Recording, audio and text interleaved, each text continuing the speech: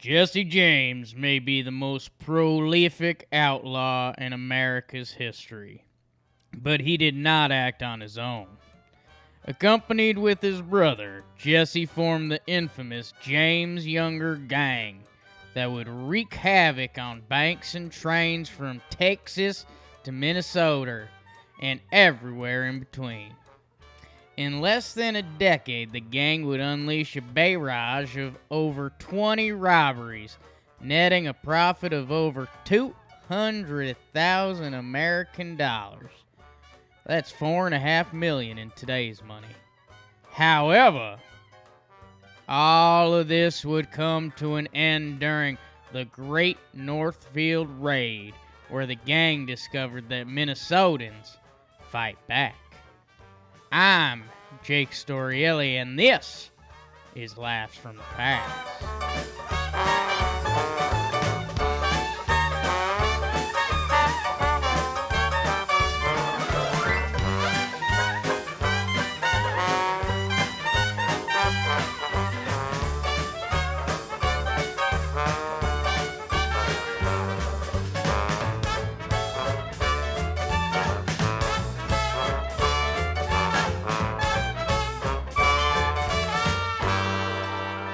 Welcome back to Laughs from the Past. It's Season 8, Episode 10, The Wild West, and we have covered a lot of stories that you would have expected us to cover. Billy the Kid, Wild Bill, maybe even Annie Oakley. We've covered stories you probably didn't expect you to cover. The first serial killer of the Wild West, the crash at Crush, some fun ones. This one you knew was coming.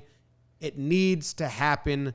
Jesse James, America's most famous outlaw. I believe he's still up there. I think he's probably one of the most famous outlaws in American history. Jake, are you excited about this? Do you know much about Jesse James? I am, and I'm familiar with the name. I do think the name has gotten skewed in recent years, because isn't there a Jesse James, motorcycle guy? Or... Yeah, there's also a girl. Or did he? Yeah, Jesse James. There's a couple Jesse James that I think are screwing with this Jesse James's legacy. Well, they're named after him basically, because those aren't their birth names. You had Jesse James Hollywood, who went on to become the biggest outlaw in the 90s. Alpha Dog, remember that Timberlake movie's all about him? No, but... that's the problem. I think there's a lot of Jesse James leashes, and I don't think it always gets appreciated back to the OG Jesse James, which he's probably not the OG Jesse James, but historically he is. And yeah, I think, it's just some life imitating art, one in a joking way, one in a too real, I'd like to make a joke about it way, but... I'm joined by a James and his brother right now with you and producer Luke, so that's pretty nice. Mm-hmm. And I'm interested in a rare, genuine Jake moment.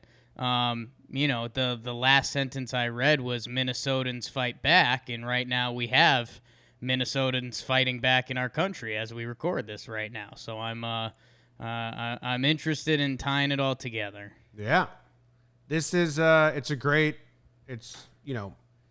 it's an awesome story. There's so many movies and books been written. I've probably read about Jesse James a lot and watched a ton of movies. I mean, the Brad Pitt one is really, really good if you like accuracy and a slow burn movie.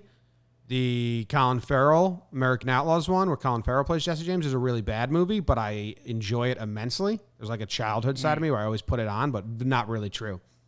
There's been a lot. It's a crazy story. What gets forgotten, and I hope that, the way that producer Luke wrote this is a bad guy. Yes. Not, your Robin Hood fighting for stealing from the rich, giving to the poor, and not killing anyone in the way. He killed a lot of people and robbed from a lot of people. I think the actual records is this dude is a bad guy.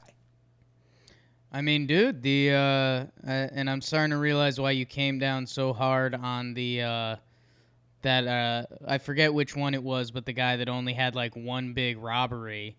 Because 200K, that's that's huge money back then. Like we said, $4.5 million in today's terms.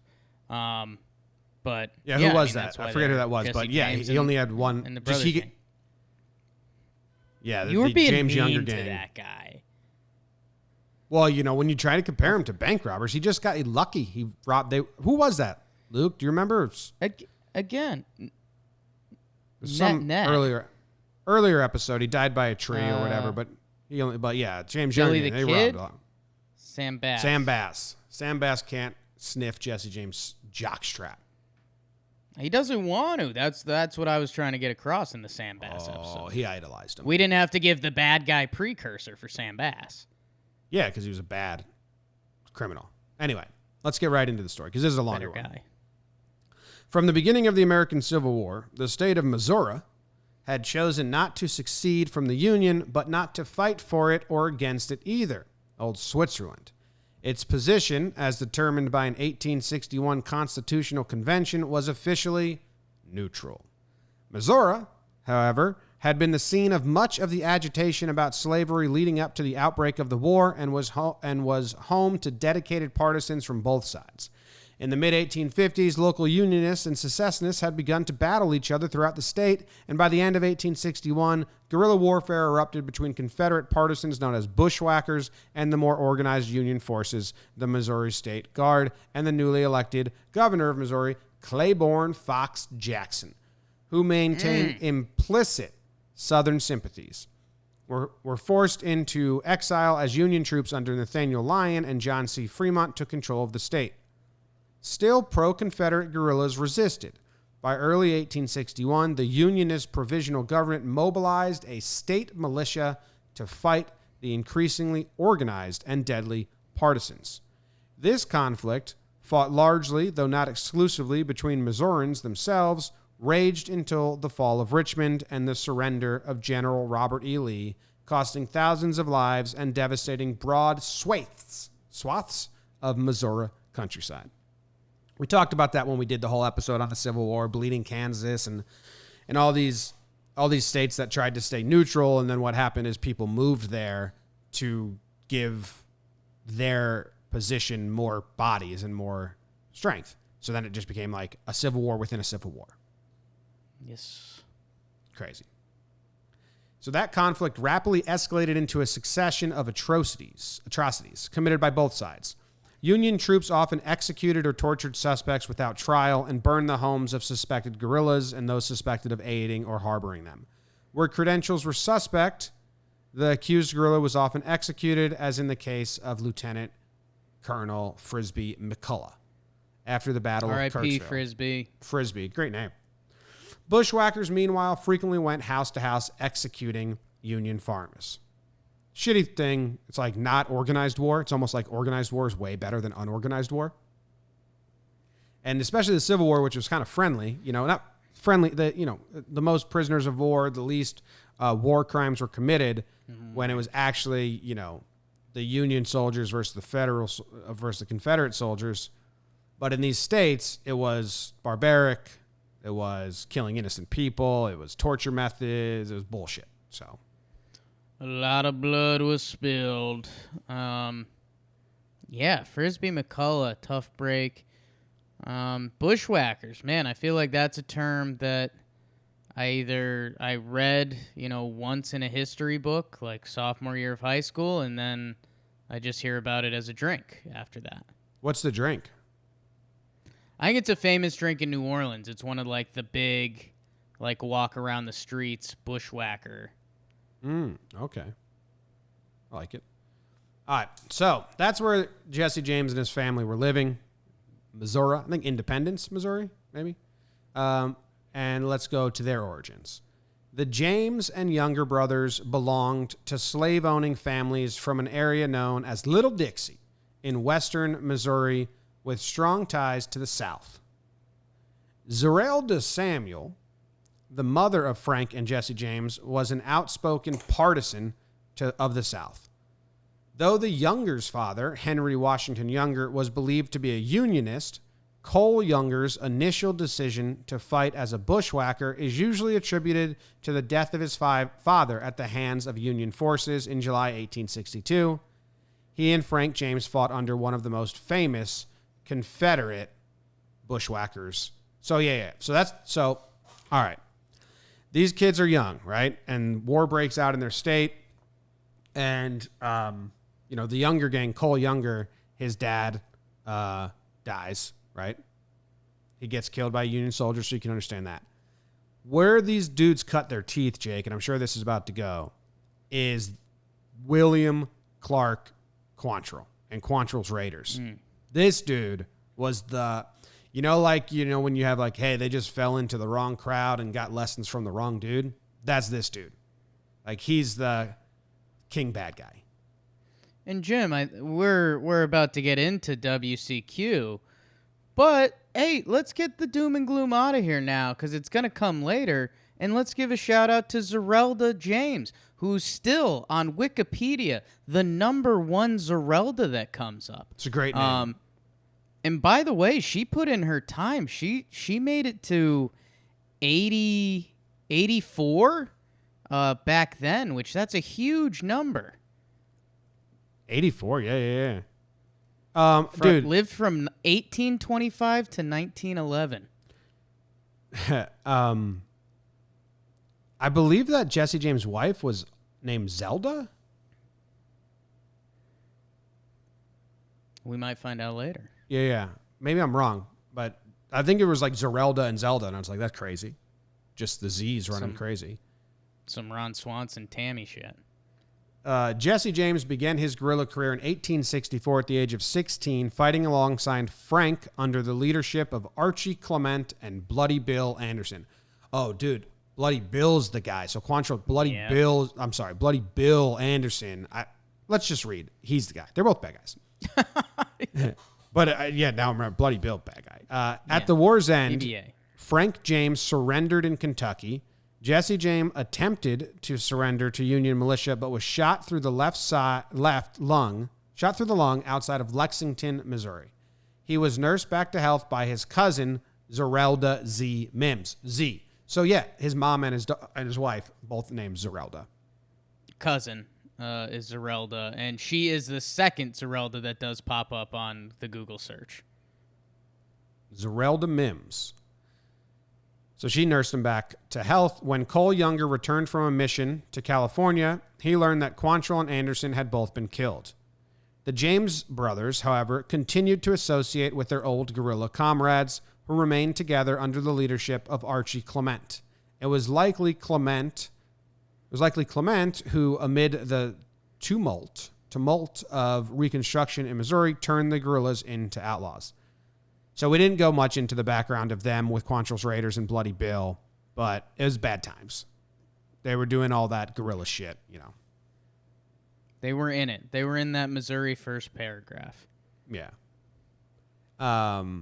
It was at this time that Frank and Jesse James, along with the younger brothers, Cole, Jim, John, and Bob, were unified with a goal to take revenge upon the Yankee capitalists, banks, and railroads.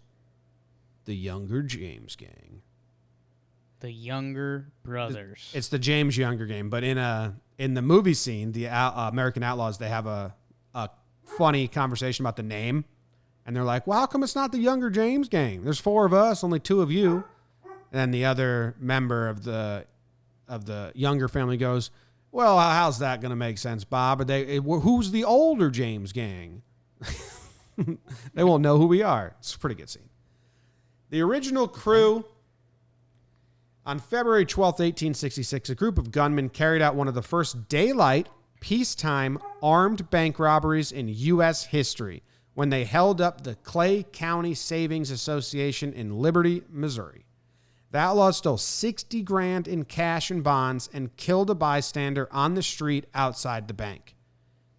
State authorities suspected Archie Clement of leading the raid and promptly issued a reward for his capture. In later years, the list of suspects grew to include Jesse and Frank James, Cole Younger, John Jarrett, Oliver Shepard, Bud, and Donnie Pence. Frank Gregg, that's a bad name. Bill and James Wilkerson, Joab Perry, Ben Cooper, Red Mankus, and Alan Palmer. That's the crew right there. Yeah, that's we got a lot of names right there. And I think what's funny about that, and we'll see how many of those names pop up a little later. I mean, like Cole Younger, I'm sure we're going to get that. I wonder how many of these guys, like I'm not a big Joab Perry guy, but is this his mark in the history books that he was accused he was a suspect in the first robbery? Yeah, maybe. I think Joab was Native American. I think there was like a Native American in their gang.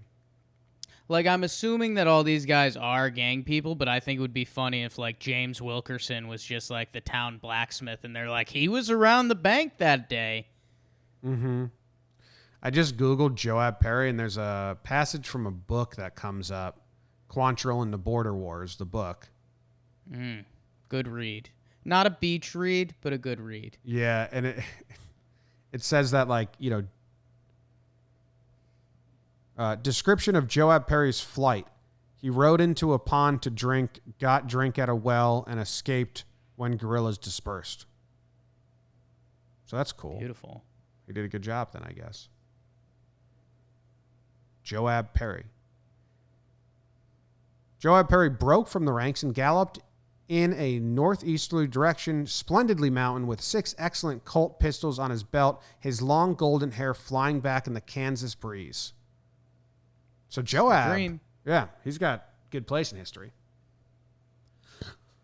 4 months later, on June 13th, summer, get into the heat, 1866, 2 members of Quantrill's Raiders were freed from prison in Independence, Missouri. The jailer, Henry Bugler, was killed. The James brothers are believed to have been involved. I mean, you know, that's you break out your past leader, you know? Yeah.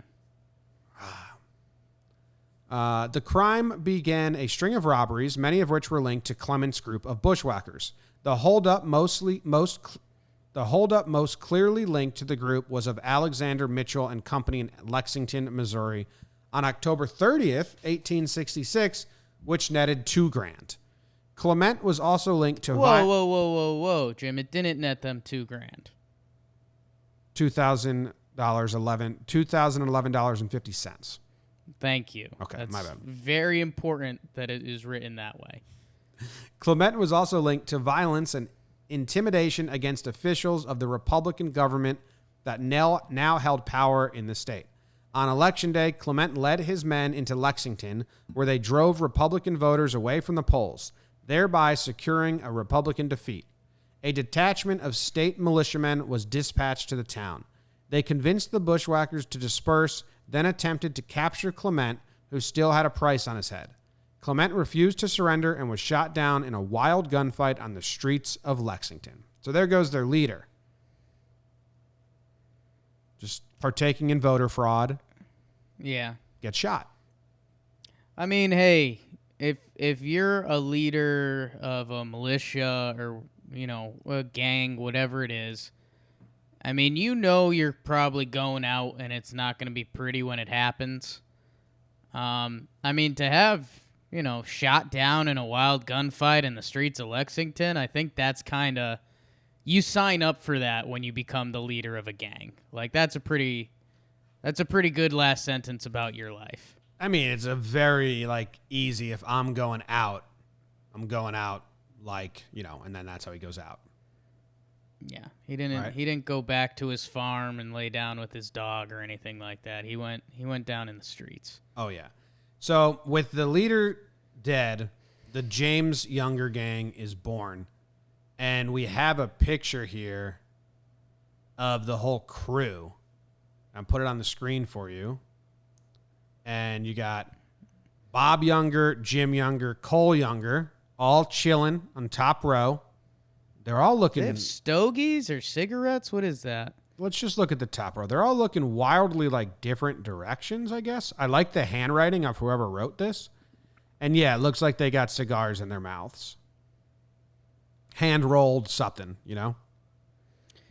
You know what, Jim? At first, I thought they were all kind of looking the wrong way as well, but it looks like they're all just kind of stage right. Yeah, they're looking to their even lefts. the one head is pointed to the left, but his eyes, that bottom right guy, his eyes are turned the other way. Yeah. So from this picture, in the movie, Scott Caan plays Cole Younger. So like he's kind of a fun character. Obviously. And then who's this one down here? The youngest younger. I don't know who that is. But anyway, here's Jesse and Frank James. Frank was older than Jesse, bigger beard. I think he was kind of a more of an intellectual than Jesse, and Jesse was just like gung-ho, dude. It's a cool picture of the crew. You know, childhood friends just getting together and living their dream of being criminals. A nice pick. You can romanticize that. Despite the death of Clement, his old followers remained together and robbed a bank across the Missouri River from Lexington in Richmond, Missouri, on May 22nd, 1867, in which the town mayor and 2 lawmen were killed. Damn, so they killed the town mayor and they killed 2 lawmen on that robbery. This was followed on March 20th, 1868. I mean, that's a good separation, right? That's like almost a year. Yeah, May to March.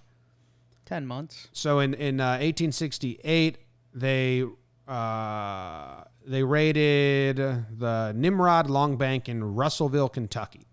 In the aftermath of the 2 raids, however, the more senior bushwhackers were killed, captured, or simply left the group.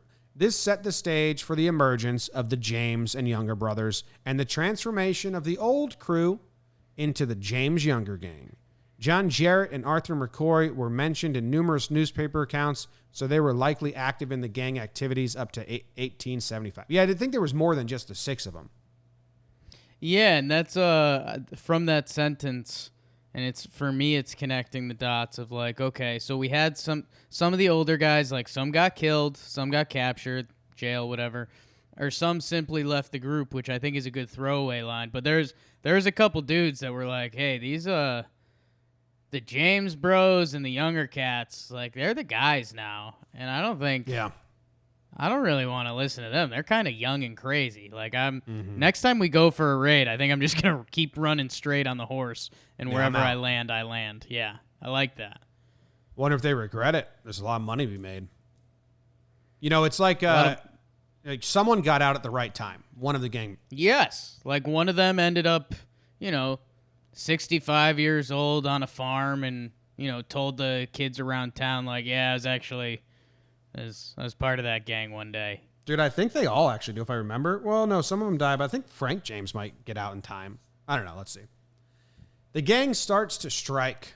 From 1871 to 1873, they did a lot of shit. We're going to speed read some of this, but we just want to let you know how much they did.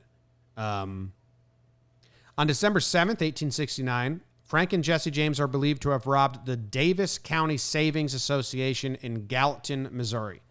Jesse is suspected of having shot down the cashier, John W. Sheets, in the mistaken belief that he was Samuel P. Cox, the Union militia officer who had ambushed and killed Bloody Bill Anderson during the Civil War. The James brothers were unknown up to this point. This may have been their first robbery. Their names were later added to previous robberies as an afterthought. So they had no idea who they were. Okay. They definitely had robbed before this, but they were not the leaders. And see, like, they killed someone at almost every robbery, which seems a little unnecessary. I mean, they we're going for a revenge kill here and got the wrong guy, which is tough break for John W. Sheets, because that's definitely his spot in the history books. They all look the same. They all got white dudes with beards and bad clothes. It's tough, man. John W. Sheets was a cashier who got murdered because they thought he was somebody else. It sucks. John Younger was almost arrested in Dallas County, Texas in January 1871. He killed 2 lawmen during the attempt and escaped. On June 3rd, 1871, the gang robbed a bank in Corydon, Iowa. The James and Younger brothers were suspects. The bank contacted the Pinkerton National Detective Agency in Chicago, the first involvement of the famous agency in pursuit of the James Younger gang. Agency founder Alan Pinkerton dispatched his son, Robert Pinkerton, who joined a county sheriff in tracking the gang to a farm in Civil Bend, Missouri. A short gunfight ended indecisively as the gang escaped. On June 24th, Jesse James wrote a letter to the Kansas City Times claiming Republicans were persecuting him for his Confederate loyalties by accusing him and Frank of carrying out the robberies. But I don't care what the degraded radical party thinks of me, he wrote. I would just as soon they would think I was a robber as not. Weird phrasing. Okay. Yeah, odd phrasing at the end, which is throwing me off. I think he's saying whether they think I'm a robber or not, I don't care. I don't like him.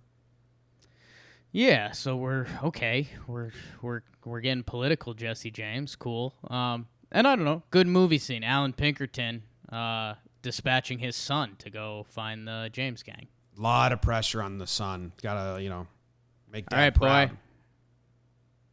Most dangerous gang in the world. Go get them. On April 29th, 1872, the gang robbed a bank in Columbia, Kentucky. One of the outlaws shot the cashier, R.A.C. Martin, who had refused to open the safe. On September 23rd, 1872, 3 men that were identified by former bushwhacker Jim Childs and Jesse James. What? 3 men identified by former bushwhacker as bushwhacker. Okay, so this former bushwhacker said, that's Jesse James, Cole, and John Younger. He knew them. And they robbed a ticket booth of the 2nd Annual Kansas City Industrial Exposition. Come on. What is that? Come on. You weren't at the KCIE, the Kansas City Industrial Exposition? What is They're that? just showing off. They're showing off big trains, and here's an engine. This is what a piston looks like. I mean, Wild Times is all growing. I guess so. Oh yeah, man. There's thousands of people there.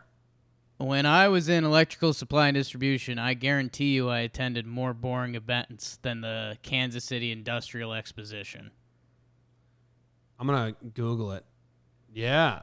I mean, they got maps, dude. They got like a whole layout of tents, big buildings. Sure there was snacks? Oh, yeah. Pretzel vendor probably. Well, they robbed the ticket booth, and there was thousands of people there. They took $900 and accidentally shot a little girl in the ensuing struggle with the ticket seller. They took some $900 and accidentally shot a little girl. I read that already. Apart from Child's testimony, there is no other evidence this crime was committed by the James or Younger brothers, and Jesse later wrote a letter denying his or the Youngers' involvement. Cole was furious over this because neither he nor Brother John had been linked to the crime before the letter. The crime was praised by Kansas City Times editor John Newman Edwards in a famous editorial entitled The Chivalry of Crime. Damn. Edwards soon published an anonymous letter from one of the outlaws, believed to be Jesse, that referred to the approaching presidential election. So, talk about fake news. A whole thing here. First, Jim Childs, who's a former bushwhacker, says, yeah, I know those 3 guys. That was Jesse James, Cole, and John Younger. And they killed a little girl, so that sucks. And then Jesse writes another letter saying that this wasn't us. But Cole gets mad because he says that he nor Brother John had been linked to the crime before the letter. They weren't even linked to the gang, I guess. Right. At all. They'd never been in the public. And now Jesse has confirmed that the Youngers run with me. But we didn't do this. Yeah, there's a couple moving parts here. Because, I'm thinking it's a little dramatic by Cole. I think I'd assume that some people had already connected the dots on that. But it's whatever.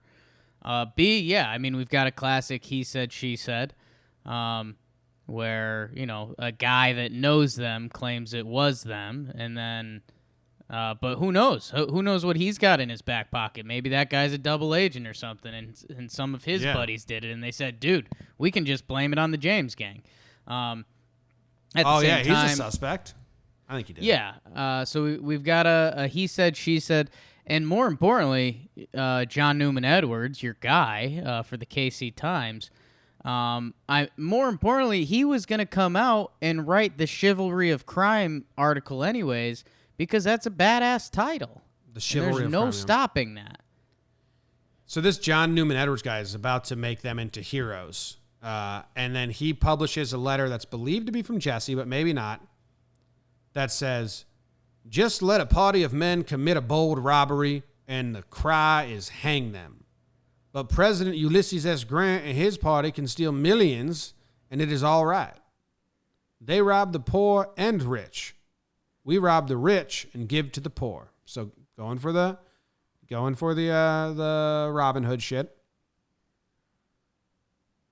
But yeah, they're killing people every stop of the way, and that's where it gets lost on me.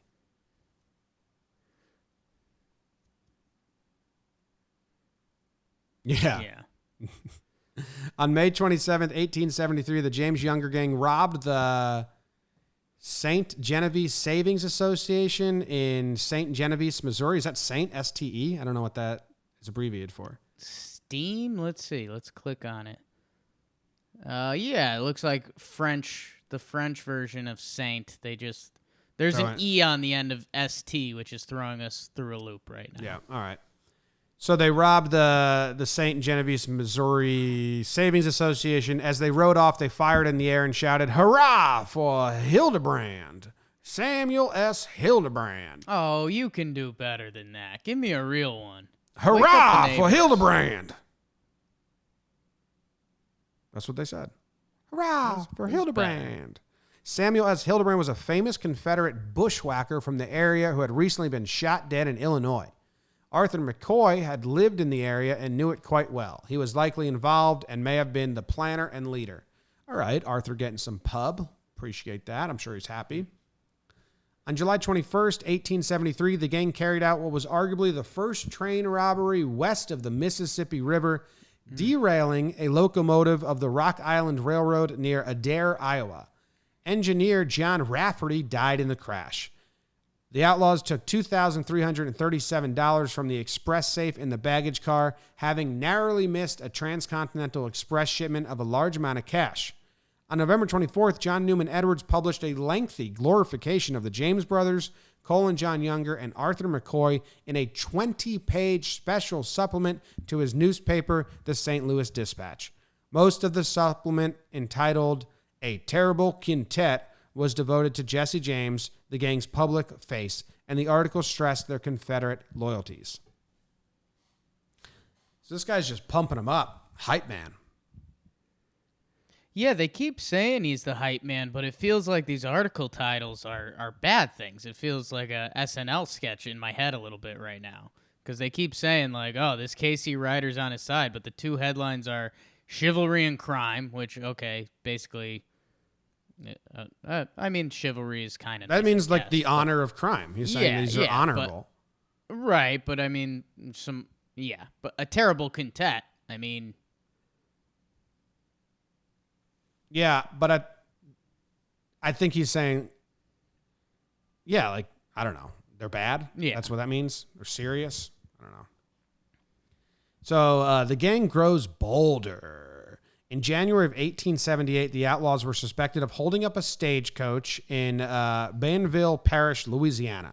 Later, another suspected stage robbery took place in Malvern and Hot Springs, Arkansas. There, the gang returned a pocket watch to a Confederate veteran, saying that Northern men had driven them to outlawry and that they intended to make them pay for it. On January 31st, the gang robbed a southbound train on the Iron Mountain Railway at Gads Hill, Missouri. For the first of two times in all of their train robberies, the outlaws robbed the passengers. In both train robberies, their usual target, the safe in the baggage car belonging to an express company, held an unusual small amount of money. So on this occasion, the outlaws reportedly examined the hands of the passengers to ensure that they did not rob any working men. They only robbed that's bullshit.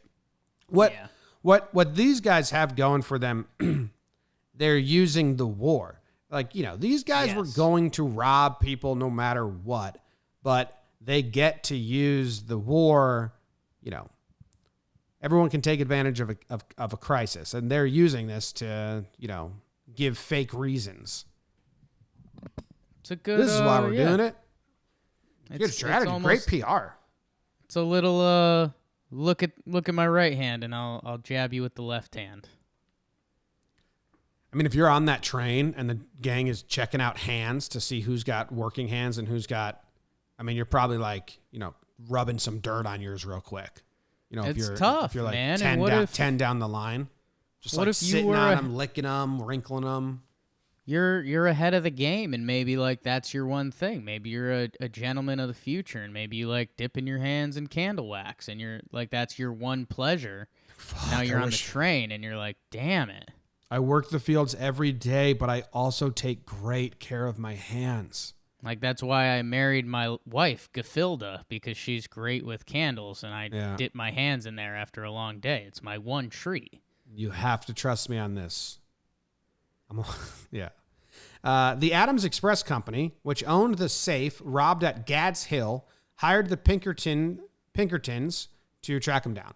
On March 11th, 1874, John W. Witcher, the agent who was sent to investigate the James brothers, was found shot to death alongside a rural road in Jackson County, Missouri. Two other agents, John Boyle and Louis J. Lull, accompanied by Deputy Sheriff Edwin B. Daniels to track the Youngers, posed as cattle buyers. On March 7th, 1874, the trio was stopped and attacked by John and Jim Younger on a rural stretch of road near Mongow Springs, Missouri. Daniels was killed instantly. Lull and John Younger shot and killed each other, while Boyle and Jim Younger escaped. Lull lived long enough to testify before coroner's inquest before succumbing to his wounds a few days later. So we got the first gang member to die, right? James Younger. John Younger dies. The Younger crew, yeah. And undercover agents now. I think, again, okay, so jumping back to 1874, because I guess the part of this situation that's interesting to me is Lull living long enough to testify. I'm assuming that was like in court, because testify is different than like talking to cops or anything, right?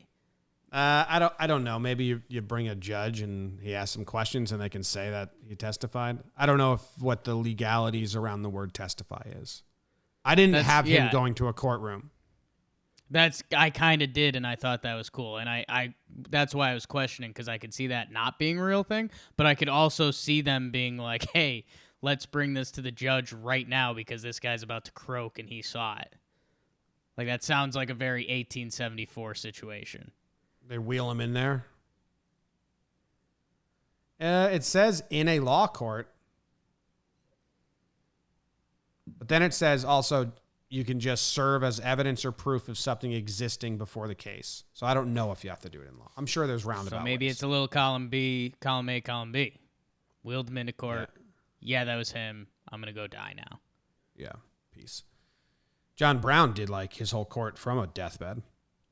The Pinkertons' deaths added to the growing embarrassment suffered by Missouri's first post-war Democratic governor, Silas Woodson. He issued a $2,000 reward offer for the Iron Mountain robbers.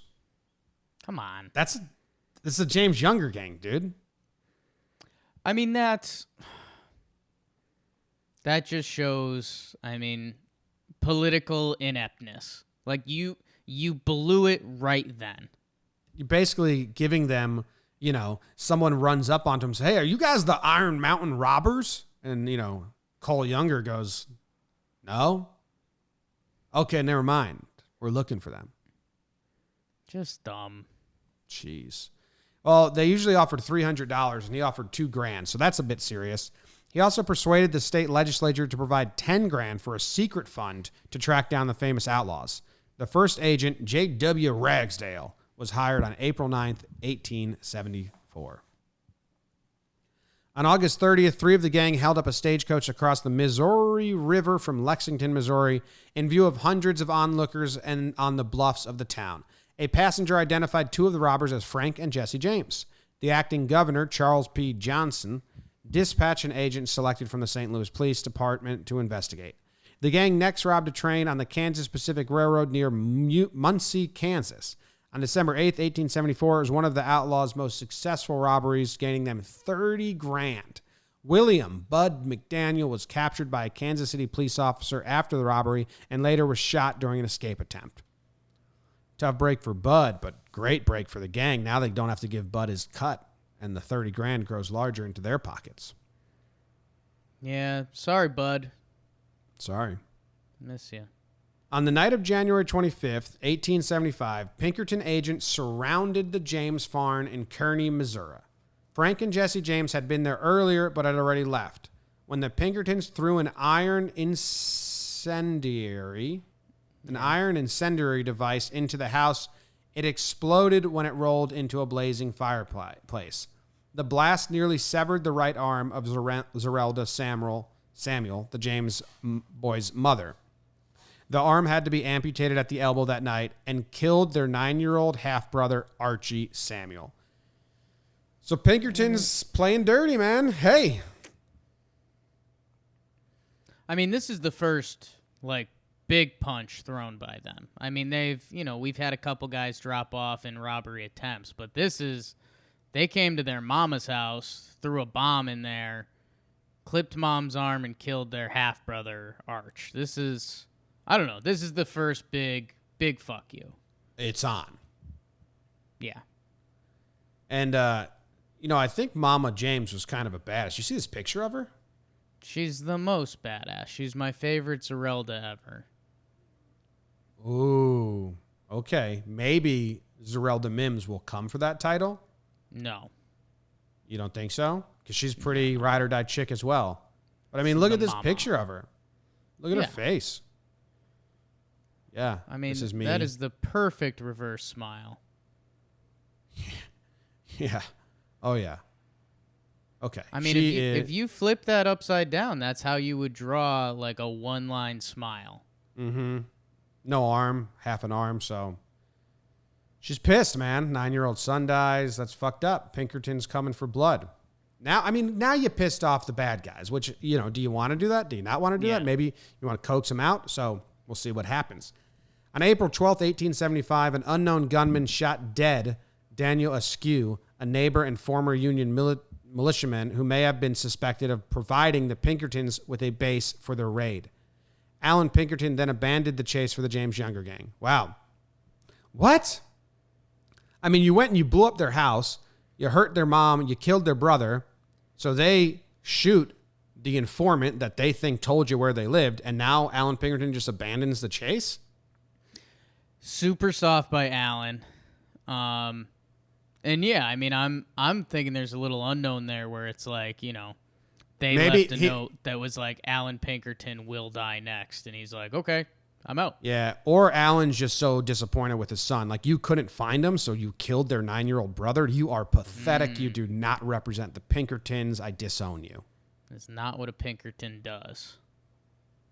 By September 7, 1875, at least part of the gang had ventured east to Huntington, West Virginia, where they robbed a bank on September 7th. 2 new members participated, Tom McDaniel, who was Bud's brother, and Tom Webb, a Confederate veteran who had been at Lawrence with Frank and Cole. McDaniel was killed by a posse and Webb was caught. The other 2 robbers, Frank and Cole, escaped. I mean, Bud's brother just joined and died right away. Yeah, McDaniels tough McDaniels first weren't days cut out for for those this. guys. Yeah, they were not cut out for that.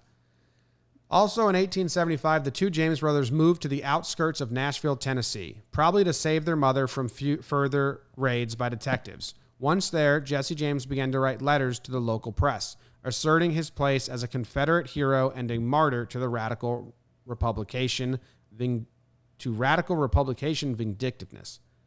On July 7th, 1876, Frank and Jesse James, Cole and Bob Younger, Clell Miller, Charlie Pitts, Bill Chadwell, and Hobbs Carey robbed the Missouri Pacific Railroad at the Rocky Cut near Otterville, Missouri. The new man, Carey, was arrested soon after, and he readily identified his accomplices. Man, so all the new people that they're bringing in just suck. All these replacements just die or get caught immediately. Replacement players suck. Take note of that, MLB.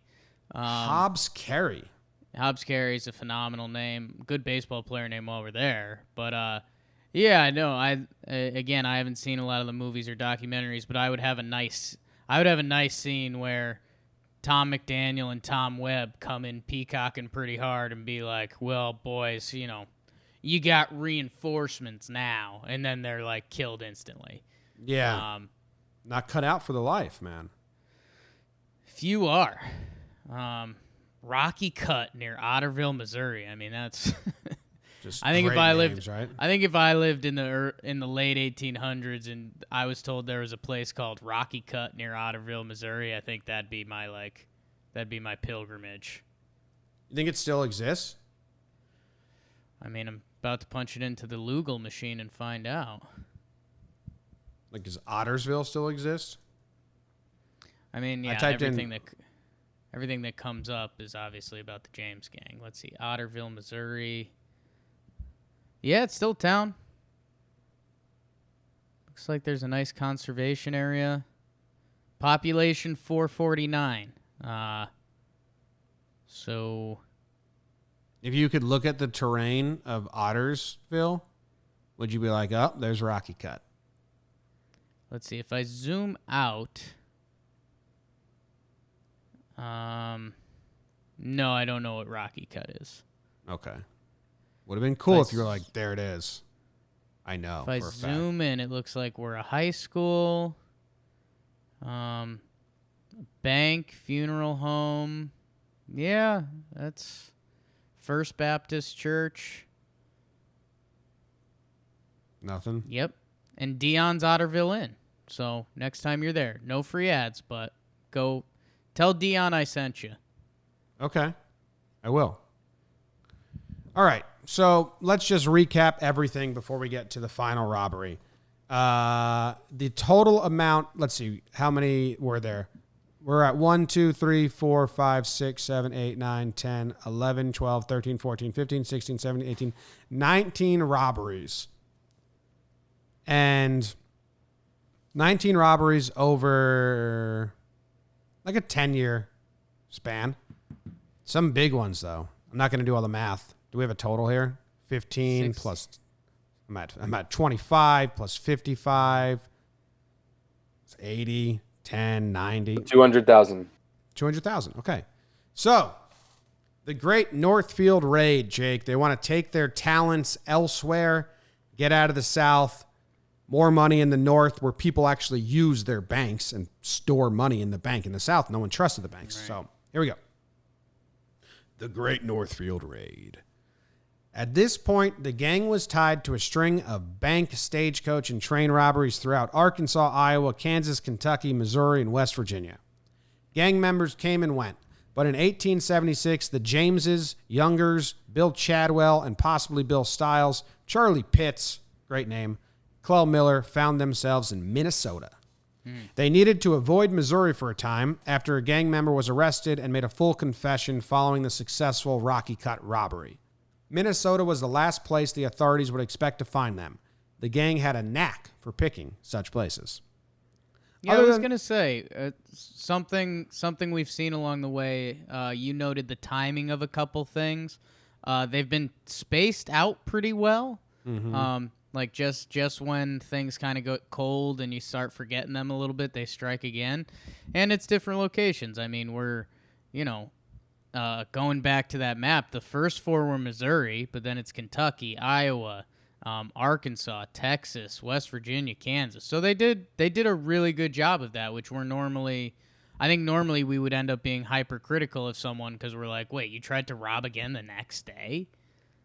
Yeah, no, they spaced out their crimes, 19 and 10 years, and they spaced out where they were. They were pretty, and they knew that where they would have friends that could help them hide and escape, and but that's why going to the North was pretty risky because they think the whole country kind of likes them, Right. Other than the fact that the Northfield Bank in Minnesota, under the police radar,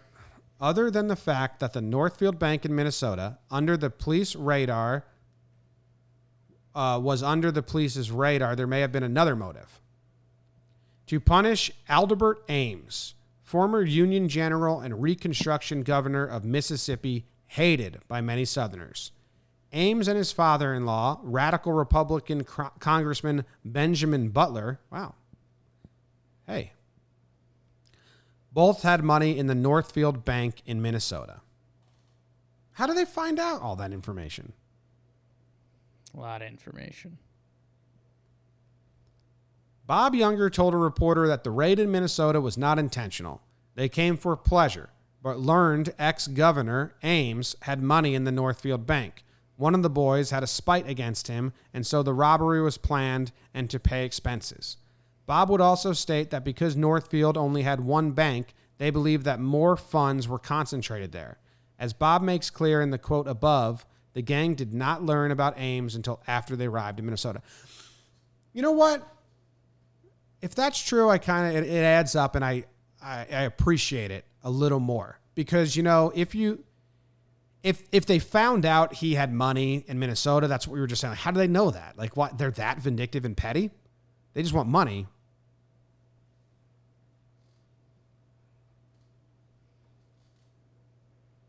Was it called the Ames Bank? Like, I'm just guessing, like, how would... Okay. Well, anyway, if they go north because they just need to get away, you know? Yeah. And then they find out this, and then, you know, even if it wasn't this dude's money, but they find out there's only one bank in town, these guys are bank robbers. Exactly. And that's the scene in the movie, you know, in Blow or whatever it is with any of these guys who are in this lifestyle. You know, everyone always says, like, you know, why didn't they decide to walk away then? You know, they had $200K, because you can't. I mean, once you're in it, you just can't. So, yeah, there's a nice little backstory here with the guy they hated and the one bank in town. But if it wasn't this guy, it was going to be the next one. And, like, you know, I think you build up the pity party for the end. But just like, you know, the main character in Blow, that was going to be his last one to get out of the game for his little girl. But then there would have been one more last one. Yep. Same with, like, Lord of War. That's just, like, how they live. The Missouri Bandits either came by horse or train, which has been debated, and landed in St. Paul. It is thought that the boys picked St. Paul because the city is where Jack Chin, a former Confederate from Kentucky, owned Chin and Morgan's gambling house. Sure did. That guy is really friendly to the James guys, and the James gang members weren't the type of guys who made friends right away, says Koblas, author of Jack Chin and the Northfield Robbery. You didn't want them hanging around your house. Chin also raised thoroughbreds. He co-owned the 1883 Kentucky Derby winner, Leonidas. And Koblas always blows my mind that, like, Leonidas, Spartans, the 300 men, like, how did, you know, like, you had to read a lot of history. You can't just, that information doesn't just find you in the 1880s, like Greek and Roman history. Yeah, I mean, if this guy owned horses, I'm assuming he was pretty wealthy. He spells it differently than the Leonidas from. But I'm guessing there's just 300? a lot of different spelling. I don't think there would be an exact spelling of that because it's a different language, and, you know. Well, that's what I'm saying. I mean, like, maybe there is something else we're missing there, but yeah. Good, and shout out to our horse racing fans. And this is a fun twist for me. You know how, you know, oddly looped into sports I am. Like, I know a couple of the big horse trainers are like Bob Baffert's and guys like that. And now tying that into what would be the modern day version of that is a wild plot twist. I mean, the casino guy that owns horses and won the Kentucky Derby, now he's tied into this. Confederates, yeah, he's got a good gig going. He's involved in a lot shady business, probably. And a lot. The gang purchased expensive horses and scouted the terrain around the towns, agreeing to meet south of Northfield along the Cannon River near Dundas on the morning of September 7th, 1876. They went right to Chin, Koblas says. You know they were getting the lay of the land. People got suspicious because of the horses they rode. They wouldn't want to rob a bank on Minnesota plow horses. Needed fast horses. So, you know, I guess that makes sense if you got a bunch of, like, armored cars just riding around downtown, maybe. Maybe that's the equivalent. Okay. After a layover in St. Paul, they divided into two groups, one going to Mankato, the other to Red Wing on either side of Northfield. They scouted the terrain around the towns, agreeing to meet south of Northfield. Did I already read that? I don't know. Maybe. The gang attempted to rob the bank about 2 p.m. on September 7th. Northfield residents had seen the gang leave a local restaurant near the mill shortly after noon, where they dined on fried eggs. They testified at the younger brother's trial that the group smelled of alcohol and that the gang was obviously under the influence when they greeted General Ames. I mean, what's an awesome pre-crime breakfast? Why? Like, I get it, but at the same time, these guys were drinking. I'm shocked. Like, why even have to mention that? You got to give it a description, man. It plays into the laissez-faire vibe that these guys just thought they could get away with everything. They're going to eat, like, if they think the town's against them, they're probably not going to show their faces anywhere, probably wear masks, ride right into town, masked up, go into the bank and leave. But this is how relaxed they were. They'd done 19 robberies. The public never was like, I saw them eating breakfast, because the Southerners had their side. So I think it just goes to show how out in the public and relaxed they were, just drinking. I think the in the public part isn't. I think I agree with you. The in the public part is important. I think the fact that like they were drinking, it's like show me the guy, the Western robber that wasn't boozing. Like show me the guy that was stone cold sober. I think that would be more of a storyline. Whiskey was water. Yeah, that's what I'm saying. Around 2 p.m., 3 men rode into town, tethered their horses to hitching posts, and sat on dry goods boxes in front of Lee and Hitchcock's store. The town was packed when Cole Younger and Clell Miller rode up and watched their 3 companions enter the bank. They're going in, Miller said. Younger replied, if they do, the alarm will be given as sure as there is a hell. Like, you don't know that he said that. I hate quotes like that. Younger definitely told the courtroom that's what he said or something. After dismounting, Miller walked to the bank's entrance and closed the front door. Younger pretended to tighten his saddle cinch. Suspicious, Northfield resident J.S. Allen walked to the bank door and tried to look in. Miller jerked him away, drew his pistol, and began cursing at the man. Allen ran to a nearby store, sounded the alarm, and shouted, "Get your guns, boys. They are robbing the bank." If you're Miller, what are you doing? Like, you're just going to scare him, let him go, and then he goes, sounds the alarm? What are you doing, Miller? So, like, there's stories when they robbed in the South that they would just stand in front of the bank and say, bank's closed right now. And the people would be like, why? And they would say, on account of we're robbing it. And then they would walk away. I'm saying, but you have to take the temperature of the person. Like, clearly, Allen is the guy that's going to go to the nearby store and sound the alarm.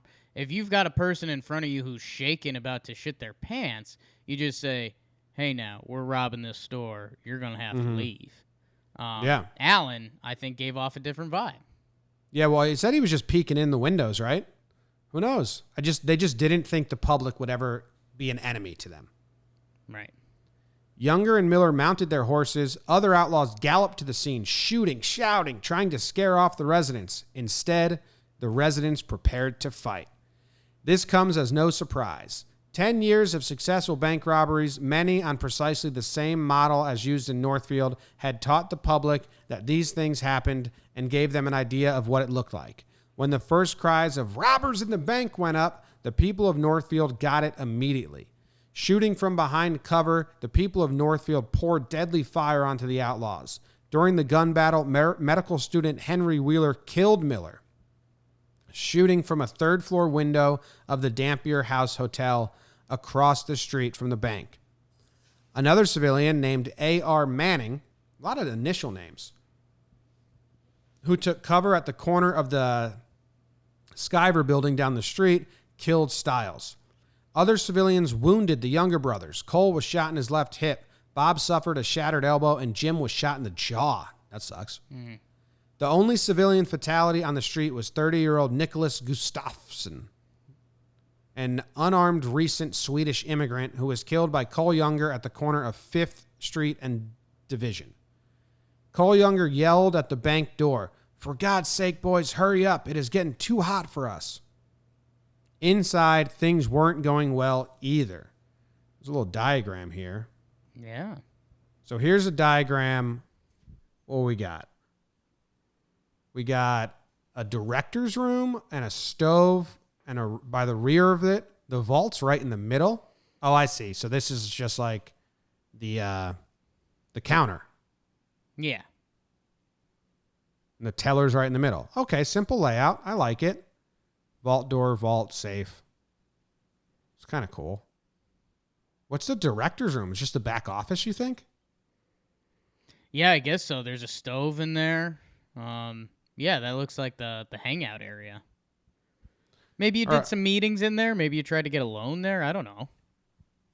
Let's see. It says Joseph Hayward, Frank Wilcox, and Alonzo Bunker didn't cooperate when the Outlaws demanded the safe to be open. There's a time lock on, Hayward lied, and it can't be open now. Hayward Love that, Haywood. Yeah. Haywood was brained with a pistol, and as the Outlaws tried to coerce Haywood, Bunker ran for the back door. Pitts shot him, but Bunker escaped and lived. Okay. Finally, Cole Younger kicked in the bank door. "The game is up," he yelled. "Better get out, boys." Crazy. Oh, look, we have like another picture. Yeah. And I mean, when you look in this picture, I mean, just the old Western, like that music just starts playing. This is cool. So like we have it up on the screen, and for anyone just listening on the podcast app, it's smaller than I thought the map had it look. It's a little tight. Yeah. Like not a lot of room in there, and you can see the safe is right behind them. It's pretty cool. It's old, man. So how do you run? They're shooting in there. One guy got brained. That's no fun. I've never been brained before. So that was a real photo of the bank afterwards. It's crazy. The last outlaw to leave the bank put a bullet in Haywood's brain. Damn. He's already like knocked unconscious, right? Come on. Out of the more than 15,000 in the bank, the Outlaws made off with $26. The robbery lasted roughly 7 minutes. Was it worth dying for? Like, do you have Haywood as a hero in this story, or kind of like, dude, just give him money? I have him as a hero, man. I mean, that's the guy you want as your banker. I don't need my banker to die for my money. I mean, you say that until you're living in Minnesota and, you know, the only $50 to your name is in that bank, and then your whole family is done forever if they lose it. That's true. It says, but who murdered Haywood? Eyewitnesses' testimony from other robberies itself, subject to question, puts Jesse James at the seat of the action, holding up the Cashier Express messenger. Jesse was clearly more volatile, and he became more so as the years went on. Yet Jesse's older brother, Frank, claimed Jesse was stationed outside during the robbery. Upon Frank James' surrender to Governor Crittenden in 1882, Wilcox made a special trip to Missouri to get a good look at the notorious outlaw. Wilcox visited James in the jail in Independence, and just as soon as Wilcox returned to Minnesota, he signed a detailed affidavit identifying Frank James as the killer of Joseph Hayward. Wow. So Frank did it. Does it matter? Probably not. Jesse James had killed unarmed men in cold blood many times before. If he didn't shoot Haywood, he probably wished he had. Yeah, I mean, they all were killers. It didn't really matter. Yeah, I mean, it's, 6 one way, half dozen the other. Someone killed them. The surviving outlaws, 6 men on 5 horses, galloped out of town, leaving behind 2 dead robbers and 1 dead banker and 1 dying citizen. They crossed the Cannon River at Dundas, 3 miles south, then moved west. Meanwhile, Minnesotans gave chase. This chase was not only the largest manhunt in U.S. history up to that time, but also the largest gathering of inept manhunters up to that time. The posses blew at least 3 excellent opportunities to nab the fugitives in Minnesota, including Lake Crystal, where 9 of 10 guards stationed at a key bridge decided to take a nap. At some point, the James brothers left the badly wounded Youngers and Charlie Pitts. The Youngers and Pitts remained on foot, moving west until they were finally cornered at Haskaslaw on September 21st. A posse from Madalia surrounded the Younger and Pitts.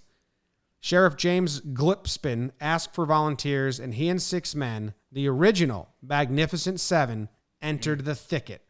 Pitts suggested to Cole Younger that they surrender, but Younger said, "Charlie, this is where Cole Younger dies." Oh, yes. Cole Younger, you got to think of him like Jeremy Piven in The Town. He was that kind of character. You know, with the shootout with the cops where he takes a sip of the drink, knows he's just going to get death by suicide. Not Piven. Yeah. My God. Not Piven. What's his name? The guy I like. Yeah, he's a great actor. Again. Yeah. He was just on HGTV, too. Jeremy Renner. I had Jeremy right. You had Jeremy right. Piven indeed, would have been an interesting twist to that scene. Yeah. Probably would have been much worse. would have been kind of miscast, I think. Sorry, Jeremy. I'm sure you've got bigger range than I'm depicting, but Pitts agreed with Cole Younger and said, "All right, Captain, I can die just as game as you can. Let's get it done." Which, that's loyalty. So, indeed, Pitts did die. He was killed in the barrage. The Youngers again were riddled with bullets, but somehow survived. On September 23rd, the Younger brothers were taken to the Rice County Jail in Faribault. On November 16th, the grand jury issued 4 indictments, one each for the first-degree murders of Joseph Hayward and Nicholas Gustafson, one for the bank robbery, and one for assault with deadly weapons on the wounded bank clerk Bunker. The 3 brothers pleaded guilty on November 20th, 1876, and were sentenced to life terms in the state penitentiary at Stillwater. They ended up being model prisoners, and in one incident helped keep other prisoners from escaping during a fire at prison. Cole Younger also founded the longest-running prison newspaper in the United States during his stay in Stillwater. Bob Younger died in prison of tuberculosis in 1889 at age 35. Cole and Jim were paroled in 1901. In 1902, Jim killed himself. Okay, geez. The next year, granted a conditional pardon, Cole returned home to Missouri. He died in 1916, just a year after Frank James' death. Cole never implicated the James boys in the Northfield crime. I mean, Cole Younger's an honorary. He's the chivalry in crime, right there. Bad guy, did a lot of bad things. Good newspaper. When he tells Pitts, "Charlie, this is where Cole Younger dies," Pitts agrees. Then he lives and Pitts dies. Yeah, I mean, he can't has to do it for Pitts. Yeah, he can't help that. Pitts' body couldn't handle bullets as well as Cole's. He didn't know he was going to live. He took some bullets. They just didn't get him. It's like an emu. Similar. What happened to the James brothers? The Youngers, in getting caught, attracted a lot of attention of pursuers, and the James brothers were initially unwounded, unlike the Youngers, which was the second critical fact. They could ride, and ride hard. Frank and Jesse secured horses and fled west across southern Minnesota, turning south just inside the border of Dakota territory. In the face of hundreds of pursuers and nationwide alarm, Frank and Jesse escaped, but the infamous James Younger gang was no more. Having successfully escaped, Frank James joined Jesse in Nashville, Tennessee, where they spent the next 3 years living peacefully. Frank, in particular, seems to have thrived in his new life farming in the Whites Creek area. Jesse, however, did not adapt well to peace. Accordingly, he gathered up new recruits, formed a new gang, and returned to a life of crime. On October 8th, 1879, Jesse and his gang robbed the Chicago and Alton Railroad near Glendale, Missouri. Unfortunately for Jesse, one of the men, Tucker Basham, was captured by a posse. He told authorities he had been recruited by Bill Ryan. On September 1880, Jesse James and Bill Ryan robbed a stagecoach near Mammoth Cave, Kentucky. On October 5th, they robbed a store of John Dovey in Mercer, Kentucky. On March 11th, Jesse Ryan and Jesse's cousin, Wood Height, robbed a federal paymaster at Muscle Shoals, taking $5,240. Shortly afterward, A drunk and boastful Ryan was arrested in Whites Creek near Nashville, and both Frank and Jesse James fled back to Missouri. On July 15th, 1881, Frank and Jesse James, Wood and Clarence Height, and Dick Little robbed the Rock Island Railroad near Winston, Missouri of $900. Train conductor William Westfall and passenger John McCullough were killed. On September 7th, 1881, Jesse James carried out his last train robbery, holding up the Chicago and Alton Railroad. The gang held up the passengers when the express safe proved to be nearly empty. So they just deep and deep and deep, more and more and more. They got a worse gang, and they're robbing passengers. They're robbing worse safes. gang, smaller robberies. I mean, it's unhinged. Everything is unhinged. It's sad. It's sad now. Yeah. You know, if Cole Younger was to see it, he'd be like, thank God I'm not part of this anymore. Yeah. With the new outbreak of train robberies, the new governor of Missouri, Thomas T. Crittenden, convinced the state's railroad and express executives to put up the money for a large reward for the capture of the James brothers. Creed Chapman and John Bugler were arrested for participating in the robbery. They thought they were confirmed as having participated in the robbery by convicted members of the gang. Neither was ever convicted. What? Yeah. So they were arrested for participating, though they were confirmed as having participated in the robbery by convicted members of the gang. So they just didn't care about these guys. They were like, you just joined this gang. You probably suck. We don't care about you. Give us Jesse. Another word against word, yeah. In December of 1881, Wood Height was killed by Little in an argument over Martha Bolton, the sister of the Fords. Bob Ford, not yet a member of the gang, assisted Little in his gunfight. Ford and Little, with Bolton as an intermediary, made deals with Governor Crittenden on February 11th, 1882. James Timberlake arrested Wood Height's brother Clarence, who made a confession but died of tuberculosis in prison. Ford, on the other hand, agreed to bring down Jesse James in return for the reward. On April 3rd, 1882, Ford fatally shot Jesse James behind the ear at James' rented apartment in St. Joseph, Missouri. Bob and his brother Charlie surrendered to the authorities, pleaded guilty, and were promptly pardoned by Crittenden. On October 4th, 1882, Frank James surrendered to Crittenden. Accounts say that Frank surrendered with the understanding that he would not be extradited to Northfield, Minnesota. Only 2 cases ever came to trial. One in Gallatin, Missouri for the July 15th, 1881 robbery, in which a train crewman and a passenger were killed, and one in Huntsville, Alabama for the March 11th, 1881 robbery of United States Army Corps of Engineers at Muscle Shoals.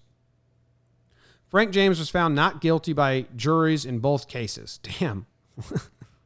What? Convenient. Missouri kept jurisdiction over him with other charges, but they never came to trial, and they kept him from being extradited to Minnesota. Frank James died at the age of 72. I mean, how did he get off so easily? Hell of a life. They had the people on their side. The people are the jury.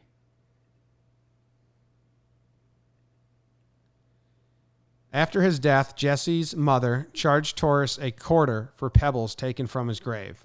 Every year in September, Northfield hosts Defeat of Jesse James Days, a celebration of the town's victory over the James Younger gang. Yeah, the pebbles is crazy. Jesse James's the postcard of him lying dead in his coffin was the most purchased picture in the world at the time, I believe. It's like and then she would just refill pebbles and then charge people a quarter for pebbles. Just take rocks from one area, put them by his grave, and then sell them, and made a ton of money. Business 101. I mean, that's my favorite Zerelda. It's true. And the only thing Northfield missed on Defeat of Jesse James Days is a terrible name. Like you just needed a better title there, because normally one of my life's thing is going to different towns around the world for exactly what this is. Like being in Northfield for Defeat of Jesse James Days, I'm sure there's a couple parties around town. You got people dressing kind of silly, I'm sure. I'd love to be there for that. But if it was titled something different, Defeat of Jesse James Days, nothing for me. Do you think they actually defeated Jesse James? No. He lived No, for they're so just much celebrating longer. the bad man being gone. They defeated the Coles. Yeah, they defeated the Coles for sure. Look at the Google for defeat of Jesse James Day. What you got there? Look at it's a party, Jake. You may want to change your Oh, yeah. stance. Oh no, Jim, I know it's a party without seeing it, but the title is terrible. They ride around town shooting guns and stuff. Yup. They reenact it probably. I mean, it's a parade. Yeah, I mean, all sorts of towns have these different things. I mean, Gasparilla in Tampa is a huge party. People are always looking for an excuse to party. They didn't, Bob Ford was considered a coward because he shot Jesse James in the back and was a rat and all that. He was, part of the gang and stuff. Bob Ford later died. He got murdered because he would just go around bragging about being the guy that killed Jesse James, but everyone hated him. He thought he was going to be a hero, but everyone was like, Right. we liked him. They didn't know how bad Yeah. Jesse James actually was. I mean, his brother just got off trial, technically innocent. And there was a lot of conspiracy theories that it was Jesse James, they faked it so he could be out of the public eye. That's kind of crazy. But yeah, he was a bad guy. What do you think about I know she's not your favorite Zerelda, but Right. I need your thoughts on Z Mims. Look at this picture. She's got some makeup on. Yeah, I mean, she's she was doing her thing, but yeah, the others Zerelda is more my flavor. But yeah, nothing wrong with cousin Zerelda. She's a solid number 2, Zerelda. Solid number. She's got piercing eyes. Oh yeah, Yeah. Husband was kind of a badass. Bad guy. So that's it. Don't rob banks in the North. it's a tale as old as time. I believe there was another gang that tried to rob the same bank or tried to rob a bank in the North to prove that they were better than the James Younger gang. And there was a big shootout in the middle of the town, and Northfield killed them all. I don't know if it was Northfield, but they killed them all, and they laid the bodies out on the street for weeks. Don't fucking rob banks in the North. We actually keep our money here, and we like the government. Crazy. Yeah, when you leave bodies in the streets, people tend to listen. Yeah. So that's the story of Jesse James. Was it what surprised you the most, or what did you not expect? Anything? I don't know. I mean, like you're saying, there's the total bad guy aspect, and I don't know. You're very into Jesse James, like you were stating. So the bad guy spin, I don't know. It's kind of like appreciating a bad guy, which isn't ideal, but and I don't know. I think the bigger thing is he's the first. Some of these other robbers we talked about, guidelines and stuff got put in because of the James people. They were first. Mm-hmm. That first 60K is their biggest haul. I think they've got another 55er down there towards the end. But yeah, they were kind of the leaders, which I think multiplies the Jesse James name. Yeah, I think they're just the most successful. They have to be, right? Close to it. I mean, the span was more than 20 years, which is no one else in the Wild West could do that. And they netted millions of dollars. That and also what I told you, what Bob Ford, they made a one-man play where he reenacted killing Jesse James every night. Oh yeah, you're gonna milk that dry. You're gonna milk that bone. Mm-hmm. Yeah, no. What Luke just said, and we talked about it mid-episode. I mean, the spacing. I feel like that's, the either dissension in the ranks or greed or whatever it is. I mean, those are what's going to take you down when you enter this lifestyle. And it seems like the ranks were pretty happy until the end, but things were already coming very much unraveled. And yeah, they spaced things out pretty well. They were great. Because of the Civil War taught them great strategy and how to use the towns and the people on your side, because that's kind of like how the South fought in those guerrilla warfare things. Also, they were great at PR. They knew how to play to their crowd, and as soon as they go outside of their crowd, they don't have support anymore. So it's, I that's think another part. That's another part on being early on it and kind of being the industry leader, is that when they got to Minnesota, just like it says in the article there, I mean, Minnesota had a game plan. Like, they had a town game plan if the bank was to be robbed. Yep. Oh, doctor, your third floor window. Okay, you're over here. The only guy that didn't know was the new Swede in town, Gustafsson, and he gets murdered. Mm-hmm.